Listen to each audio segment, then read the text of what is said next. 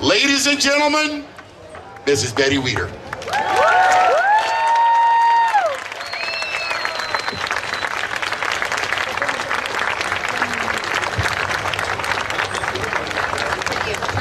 Now, Betty, before you make your speech, we've got a little surprise today. There's a lovely lady that wants to say a few words. She was inducted into the Bodybuilding Hall of Fame here at Muscle Beach. She is 8-time Miss Olympia, Miss Linda Murray. Yeah, Linda!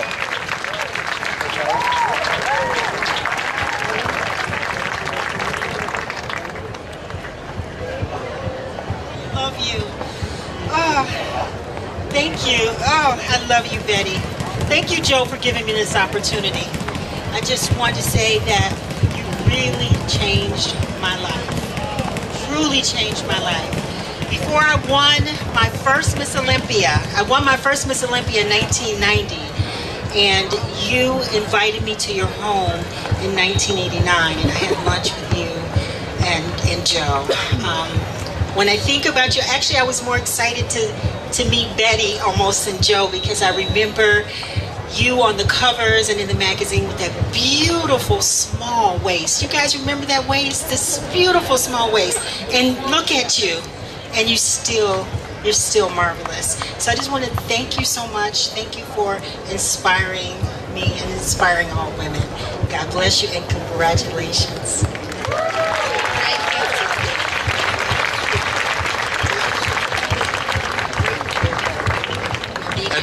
Now, Betty, we're not quite done yet. Not quite. Oh, you mean I can't quit? Not quite. We've got today, ladies and gentlemen, right here in Muscle Beach, some very special friends of Betty Weider. In 1976, this young woman charmed the world at the 1976 Olympics in Montreal. She scored a perfect 10 in women's gymnastics. In 1980, she brought home the gold again in Moscow. In 1984, this gentleman here in Los Angeles at the Olympics, he also scored a perfect 10 on the men's parallel bars. In 1996, these two married.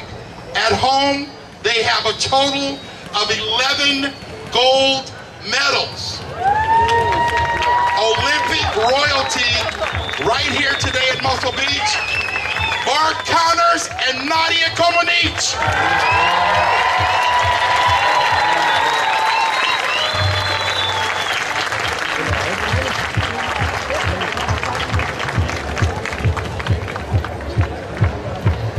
We're very happy to be here to congratulate Betty for this wonderful day, and thank you for being a pioneer and a leader in everything you do for women.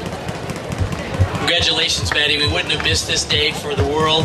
It's you're so well known for your beauty, but what we are inspired about is teaching people about strength, and strength can be very beautiful and very sexy, and you're a role model for so many people around the world, so we wouldn't have missed this day to have a chance to say congratulations. We admire you and all that you've done for people to encourage us to make good choices with our health and our wellness and our fitness and nutrition has inspired generations of people around the world. Congratulations.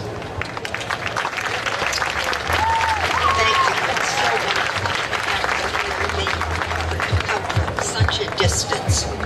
It was so great. They came all the way from Oklahoma, where they have a great gymnastics school, the best in the world.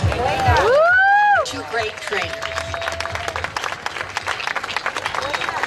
And now, to present your award, before you make your speech, to present your award, we have a gentleman here who's known you for a very long time. He too was inducted into the Muscle Beach Hall of Fame a few years ago. He battled some great bodybuilders in his time, and he's considered one of the greatest of all times. A former Mr. Olympia, Dr. Franco Colombo.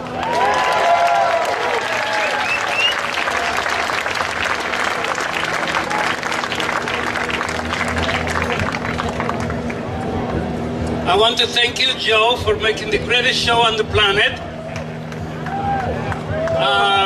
I want to say just a few things. I don't want to take up your time. But I know Betty for over 42 years. And was one of the happiest things when I saw her in my life. But also, she gave me a hard time. When I say, how do I look, Betty, when I was in top competition? He says, you look really good, but you can get better. And what I want to say is that she was the main person behind Joe Weider to create ambition, motivation, and Betty went everywhere to the competitions. And one of the greatest things I learned about Betty was on the airplane, she drinks champagne. and of course, and home when we had dinner or in the restaurant, she drinks red wine. Her favorite is Merlot.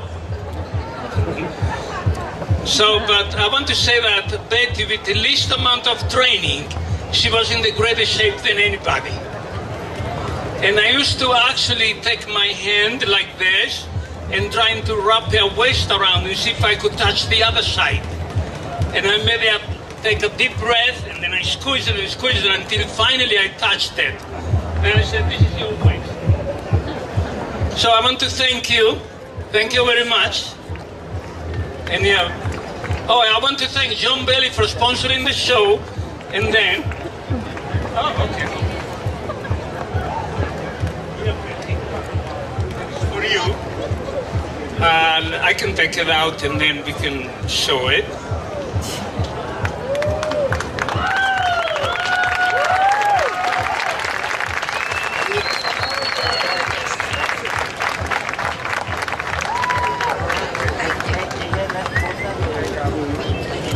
Joe Wheatley's the man that really should be up here receiving the award.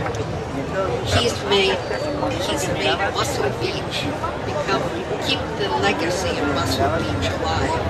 And I think he's the one that should be getting this award. I'm a native of California, live not too far from the original Muscle Beach, and I realize there's no place in the world like Muscle Beach. And the fans are as dedicated to bodybuilding. They asked when I started. Well, let's start out.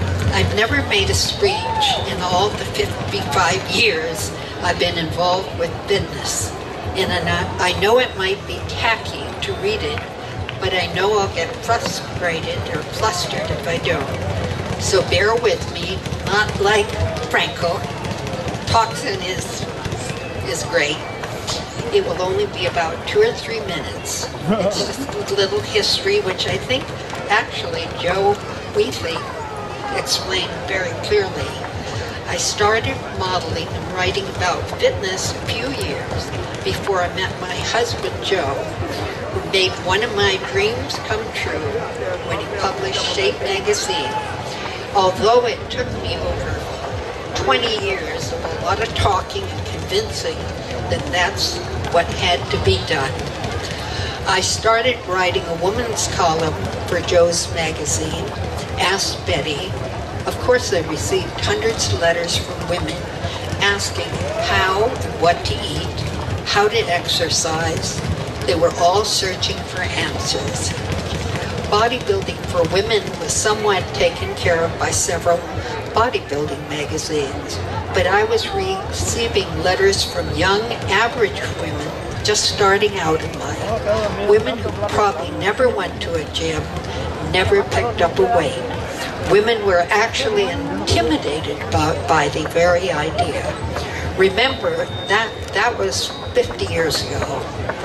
I wanted the magazine to reach those women who had stressed the importance and benefit of exercise and healthy fitness lifestyle. I felt there was no fitness magazine for the average women, and they needed someone to tell them the truth. No hype, no quick fixes, no fad diets. It would all be about changing your lifestyle. In the 1970s, fad diets were running rampant. It seemed like every cover of every other magazine was promoting the latest fad, like how to lose 20 pounds in 30 days. Women were being bombarded with quick fixes. I believe this is the beginning of the time when America really started to become the fat generation. I received so many letters, really desperate women who were becoming victims to these quick fixes and ended up weighing more than they ever had. They didn't realize that it was much more than just dieting. It's a complete lifestyle change. They needed encouragement and inspiration and someone to show them a way. They're the way. Fortunately, I met Christine McIntyre, a UCLA scholar and one of the most knowledgeable women on fitness that I've ever known. Christine had the very same dream I did. But it's one thing to have a dream, but how do you make it happen? With Joe's support and genius, and Christine as a dedicated, hardworking editor with a dream, I felt it was really going to happen. Joe was a great PR man who made many superstars and was the most successful publisher of fitness magazines. For sure, he certainly had a great formula for success. But two idealistic women, Chris and I, had a little different dream. Christine had great integrity, which I knew she would never compromise. All her beliefs and instincts turned out to be true. She would butt heads with Big Joe, but so did I. Franco, so did Arnold, so did everybody. But Joe sensed and respected her honorable qualities and usually ended up giving in to her very noble beliefs. After several months and many Saturdays and Sundays luncheon on our patio, Joe was beginning to become convinced that just maybe our way was the right way. We all shared our thoughts of what the new magazine should be. A man doesn't have much of a chance with two women working on him for many, many long months.